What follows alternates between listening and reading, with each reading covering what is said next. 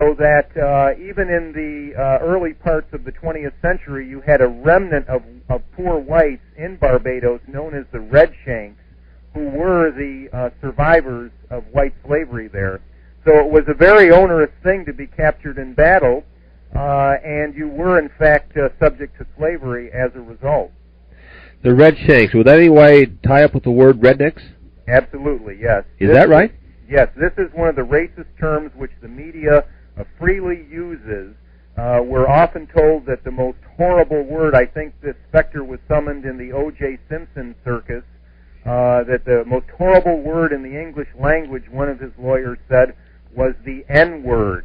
However, to conscious white people, one of the most horrible words is the word redneck. And this term of derision is bandied about in movies and television and in the newspapers totally blithely. We're just supposed to take this. We're supposed to be labeled in this way. However, if we look at the etymology of the word, the root of it is a means of poking fun at poor white people whose skin would redden in the sun in the West Indies, and they would be called hillbillies, Scotland Johnnies, by blacks and by wealthy whites who enslaved them, Redshanks, and eventually this term of derision, this loathsome, contemptible term for poor white people, eventually evolved into the modern-day term of redneck, yes. That's fascinating. How were the slaves actually enslaved? How were the whites enslaved if they were not just indentured servants? Well, the indentured servant thing was basically a racket. I mean, there was a minority of people who were in bondage who were fortunate enough to have been indentured servants, because after all, indentured servitude, when it is practiced correctly and legally, is a form of apprenticeship. Someone, as we were told in high school and college, would trade a period of his labor in return for passage over on a boat or in return for instruction in a skilled trade.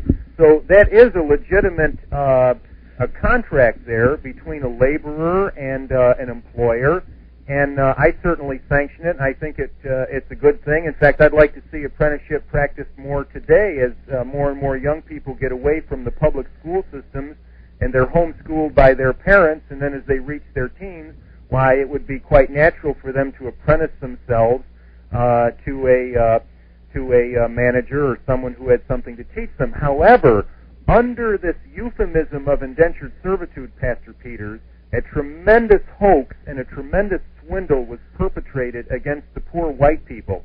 And that is to say, it functioned in two ways. One, as a cover-up for the actual experience of white people in slavery. In other words, as this slavery grew larger and larger, and the white aristocracy in Britain scrambled for a way to cover it up, they grouped it under the notion of a contract for indenture. Secondly, it functioned as a way of entrapping people. In other words, people would be press-ganged or kidnapped aboard ships, and a spurious indenture would be written out for them, allegedly corresponding to the biblical injunction that no servitude is to go beyond a period of 7 years, and this is where we get the notion of a 7-year limit.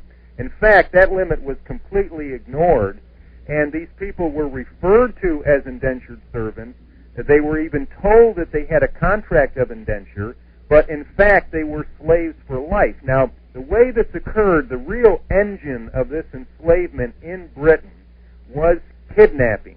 And again, if we go to our study of words, we find out that the origin of the word kidnapping, which is now a universal term for anyone who steals people, relates to white slavery. If you go to the old dictionaries, you'll find out that the original word was kidnabbing, N-A-B-B-I-N-G, and it's a specific reference to stealing white children and white adults for servitude in colonial America.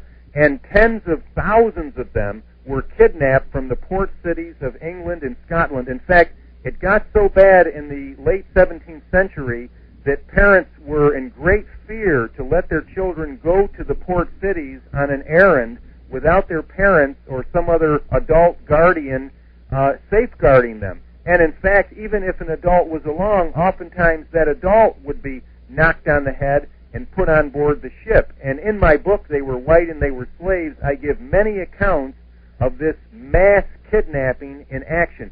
So that was the principal means by which whites were brought to America as slaves. A secondary means was to trick them into the idea that they were going to have a limited contract of indenture for 7 years.